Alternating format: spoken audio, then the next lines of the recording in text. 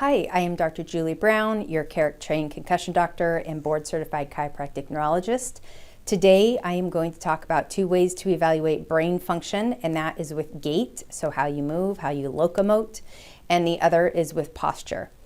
Many of my patients will say, oh, I need to think about my posture more often. It's probably my posture, but what they don't realize is that posture should be reflexive. You shouldn't have to think about it to have good posture.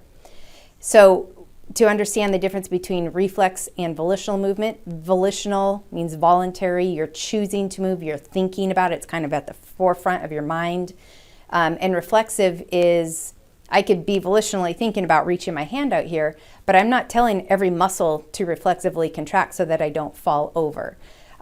Something's chasing me, I get out of dodge, that is reflexive. And so this is related to the sensory integration, touch, pressure, vision, sound, light, all of those things are sensory integration. It goes up to the brain, gives us information about our environment.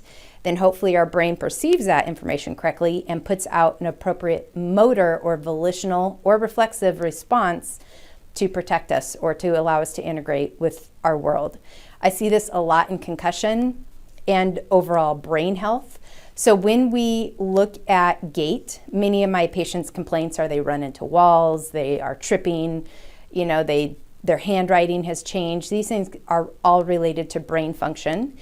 Muscles contract only because nerves tell them to. They don't contract on their own. There are certain diseases that can do that, but it's less common. Muscles do what they are told all the time. So if your sensory information is screwed up, your motor output is going to be inappropriate as well.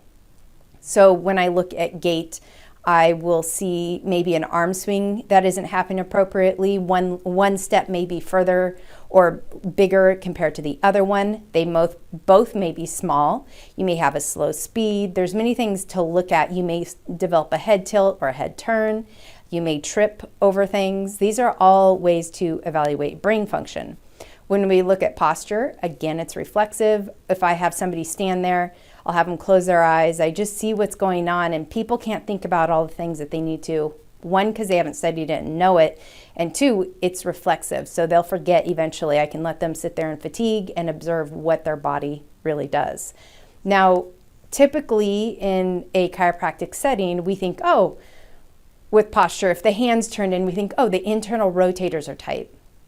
So we'll do some therapy on those internal rotators. It's not always appropriate to do. I could potentially do some eye movements in a certain direction, certain way, certain type of eye movement, and improve their gait without having to touch any of the muscles. So it just goes to show the brain truly controls those muscles.